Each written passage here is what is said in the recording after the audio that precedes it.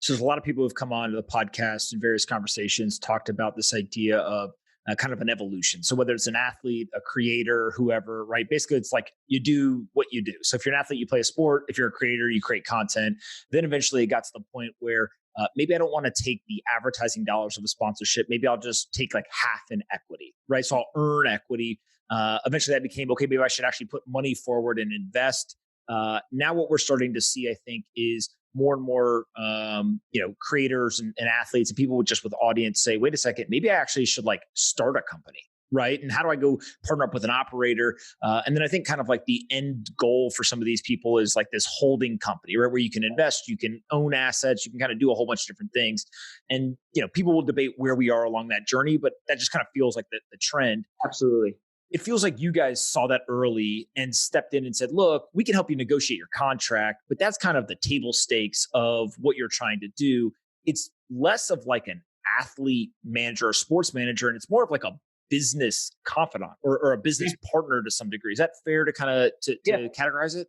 No, I think that is fair. And, something I touched upon in that prior topic we just talked about that speaks to this is partnership. And the fact that when our clients are done playing, our job is not done. So, we're a young agency, so we only have so many players that are done playing, but, guys that have, finished their careers, we're still involved in their lives and we're still partners and advisors in the things that they want to do. And I think it speaks to that point where when we sign a client to VaynerSports, the idea is that, yes, we're in the business of representing great athletes. So yes, their athletic talents are foundational to the partnership, but it is a partnership, not a transaction. And sports are unpredictable. If something doesn't work out, that doesn't mean we're going to stop picking up the phone. And the idea is that what we're trying to do and what we're trying to incorporate is that the best time to network as a pro athlete is when you're playing. The biggest mistake that former players have made, and I've had numerous conversations like that, is that they assumed that they could get to the business stuff when they were done.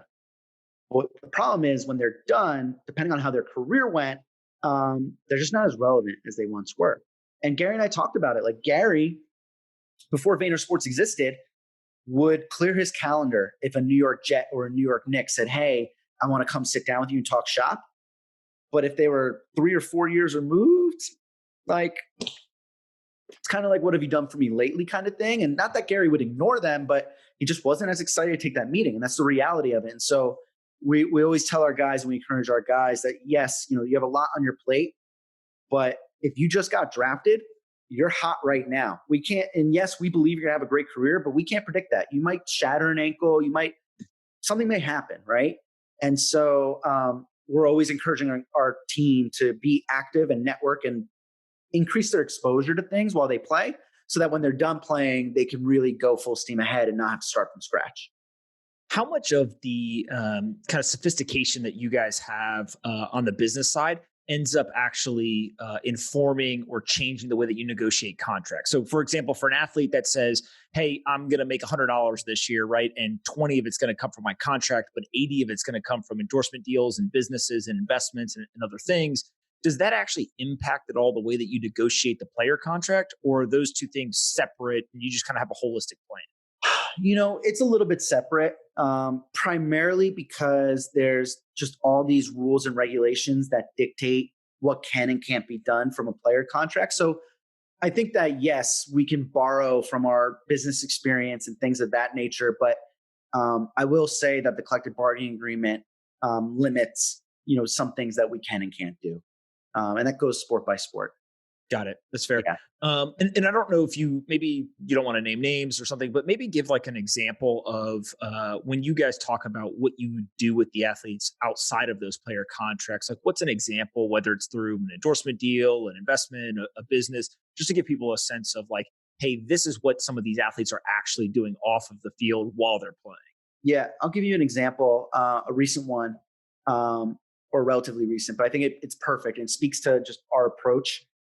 We represent a guy named Derek Morgan. Derek had a great NFL career. We represented him for his last 2 years in the league, played 9 years, was with one agency first, switched to another, and then landed with us. And by the time we started working with Derek, he was really established. You know, he did really well. He was a former first round pick. He signed a nice second contract.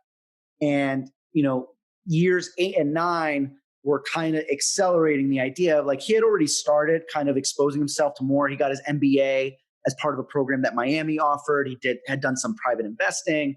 And then, you know, that kind of made it self-selecting and why we were such a good match for one another.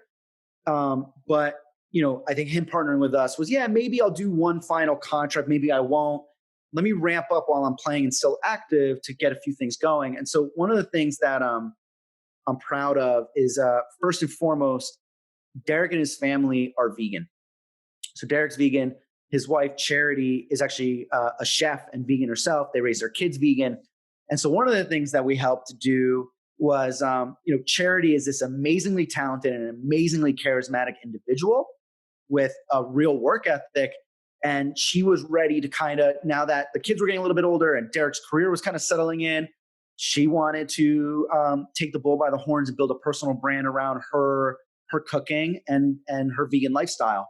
And so we helped Charity launch her personal brand, you know, designed her logo, built her website, got her up on Instagram, walked through content creation strategies, this and the other thing. And Charity has done extremely well. And, you know, we helped her get it started, but she really ran with it and saw the opportunity.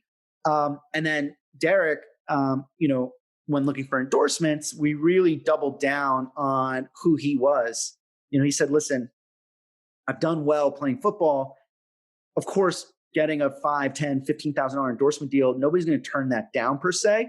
But at the same token, I have the luxury of kind of picking and choosing what I do based on my own beliefs and values. So one guidance he gave me, and I'll never forget it, was like, I will never endorse something that I wouldn't, from a food perspective, that I wouldn't let my kids eat. So if a company came and he wouldn't feed that brand to his kids, he's not taking their $10,000 easy check for an Instagram post. So I took that to heart. And, you know, through a network that the Morgans had, through a network that we had, we circled Beyond Meat as a perfect opportunity for both Derek and Charity. And so we did a deal there. It was not a cash endorsement. It was an equity-based endorsement over a period of time.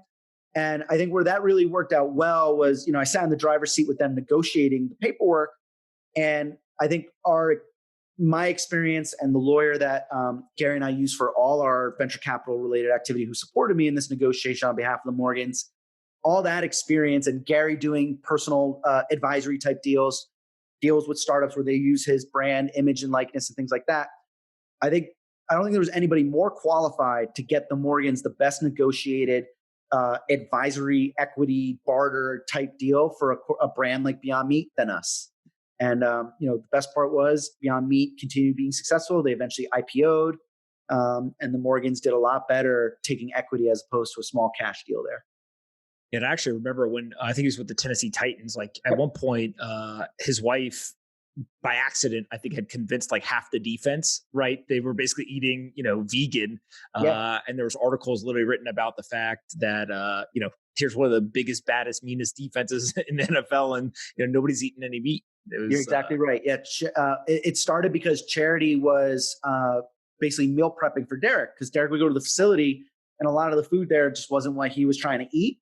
And so he had this food, and then one of his teammates was like, hey, that looks really good. Like, can Charity maybe hook me up one of those? He tried it. He loved it. I think it ended up being 11 of the 53 Titans, primarily on the defense, were vegan for that season 3 years ago. That's 20% of the team vegan. It was crazy. It was pretty cool.